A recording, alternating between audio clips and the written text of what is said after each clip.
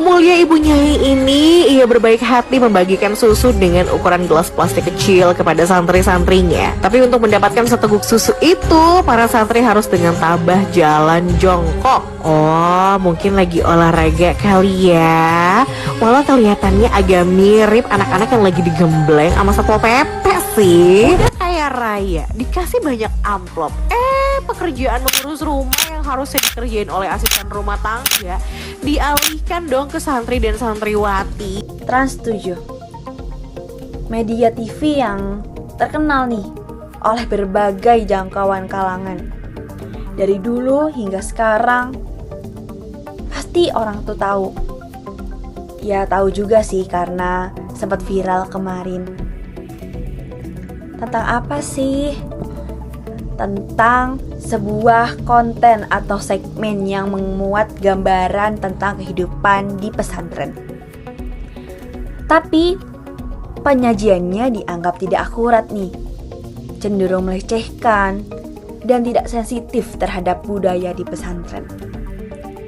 Akhirnya tayangan tersebut nih viral dan memicu kekecewaan serta kemarahan pada warga-warga pesantren.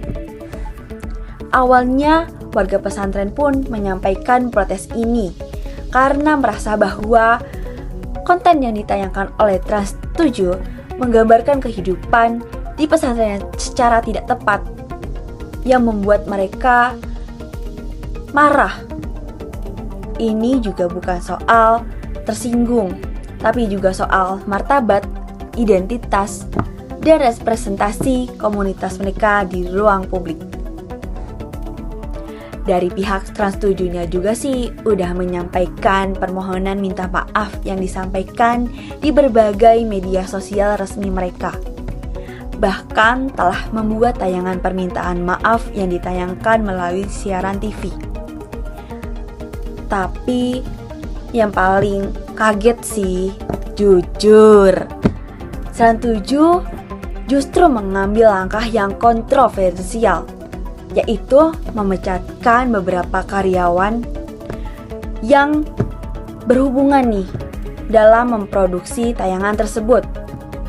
Padahal orang-orang ini nih sama sekali tidak terlibat dalam pembuatan segmen yang dipersoalkan. Kan mereka sesuai dengan apa yang diperintahkan dari atasannya, kenapa dipecat? Nah, keputusan ini akhirnya membuat babak baru yang lebih berat, yakni dugaan pelanggaran hak asasi manusia, khususnya hak para pekerja. Kisah selanjutnya, penjelasan selanjutnya, next. 13 Oktober tahun 2025, Indonesia digemparkan dengan adanya program acara TV yang disiarkan oleh televisi ternama di Indonesia, yang dimana mereka menyiarkan suatu cuplikan mengenai kegiatan yang ada di pesantren ternama. Mereka menganggap kegiatan tersebut kurang senonoh dan memberikan judul yang provokatif. Tentunya dari hal ini menyebabkan adanya kontroversial, yang dimana ada pihak yang pro terhadap program TV dan kontra. Seperti contoh, masyarakat yang pro terhadap program TV tentunya menjadi luas pandangannya terhadap anak-anak santri yang diberlakukan di pesantren. Lalu ada juga yang kontra terhadap program TV tersebut karena seperti alumni, santri, dan juga organisasi Islam, karena mereka menganggap bahwa hal ini menyebabkan pencemaran nama baik. Selanjutnya, KPI atau Ketua Komisi Penyiaran Indonesia menyatakan mereka akan menindaklanjut kasus ini lewat sidang pleno karena nilai-nilai luhur penyiaran dianggap tercederai. Di lain sisi, dari sisi hukum, Polda Metro Jaya mulai menyelidiki laporan terkait layanan tersebut sebagai dugaan pencemaran nama baik. Menanggapi munculnya keberatan tersebut, berbagai pihak meminta klarifikasi untuk memastikan duduk persoalan secara utuh. Seperti contoh, program TV tersebut memberikan penjelasan dan memberikan klarifikasi serta permohonan maaf mengenai apa yang sudah mereka tampilkan di layar kaca. Tentunya ini sebagai bentuk tanggung jawab dan upaya meredakan kesalahpahaman. Lalu bagaimana dengan pihak pesantren? Pihak pesantren juga membuka lapang dada untuk perwakilan dari suatu program televisi datang sebagai bentuk silaturahmi dan permohonan maaf, lembaga terkait seperti KPI dan aparat kepolisian juga turut menindaklanjuti pelaporan yang masuk guna memastikan proses berjalan sesuai aturan dan penyiaran dan hukum yang berlaku yang ada di Indonesia. Pada akhirnya, kasus ini menjadi pembelajaran bersama tentang bagaimana komunikasi dan hati-hati sangat penting untuk penyajian konten publik serta perlunya keterbukaan antara media dan komunitas yang ada. Reaksi publik terhadap tayangan berita tersebut terutama muncul dari lingkungan pesantren dan organisasi Nahdlatul Ulama yang sebagai pihak memiliki pemahaman langsung mengenai kultur pesantren. Alumni pesantren Lirboyo dan PWNU Jawa Timur menilai bahwa beberapa tayangan tidak sesuai dengan kehidupan nyata di pesantren. Mereka khawatir tayangan tersebut dapat menimbulkan masyarakat salah paham. Di masyarakat luas muncul tagar #boykot Trans7 sebagai bentuk protes. Banyak orang meminta klarifikasi dari pihak Trans7. Warga pesantren dan NU juga menyarankan agar Trans7 memberikan penjelasan dan menyarankan untuk lebih adil dan tayangan yang lebih profesional, terutama tentang keahlian dalam pembinaan akhlak di pesantren. Komisi Penyiaran Indonesia atau KPI memberikan sanksi kepada Trans7, mengambil tindakan tegas terhadap Trans7 terkait tayangan yang dinilai melecehkan pondok pesantren. Tindakan tersebut meliputi sanksi administratif berupa penghentian sementara program Expose Uncensored, desakan untuk audit izin siar, dan ancaman sanksi yang lebih berat tergantung hasil audit. Trans7 juga telah menyampaikan permintaan maaf dan menjatuhkan sanksi internal serta memutus kerja sama dengan rumah produksi.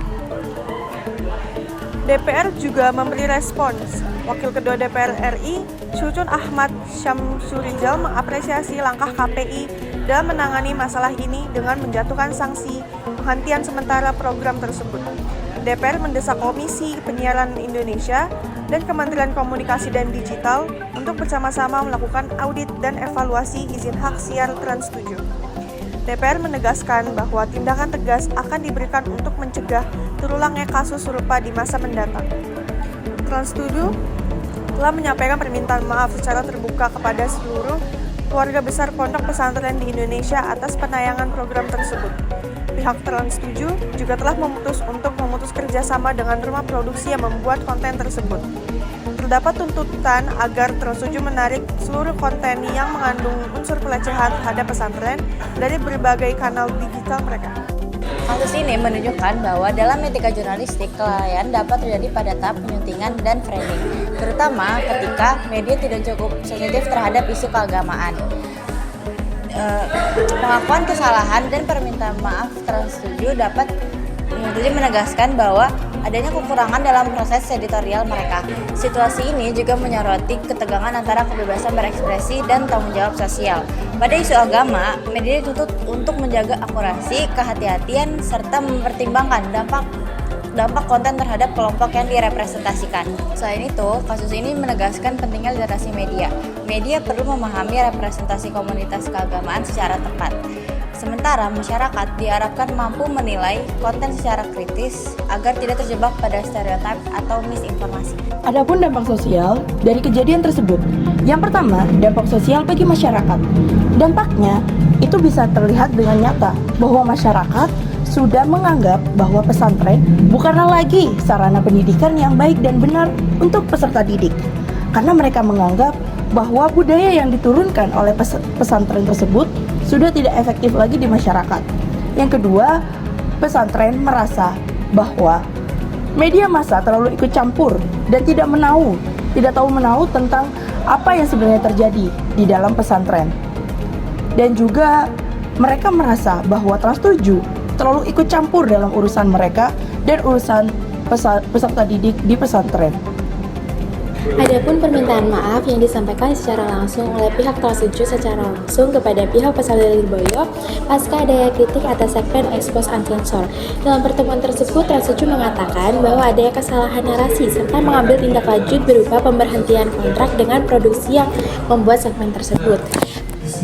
Sementara itu, dari pihak pesantren NU mendorong adanya klarifikasi publik, program edukasi, serta komitmen jangka panjang agar kesalahan yang serupa tidak kembali terulang. Kasus ini menunjukkan bahwa media perlu lebih berhati-hati jika mengangkat isu mengenai keagamaan dan budaya. Kedepannya, proses verifikasi lembaga keagamaan serta etika penyiaran perlu lebih diperkuat. Bagi masyarakat, untuk tetap kritis terhadap tontonan itu perlu juga untuk diperhatikan karena untuk tetap menghargai tradisi dan juga kebudayaan yang ada di dalamnya.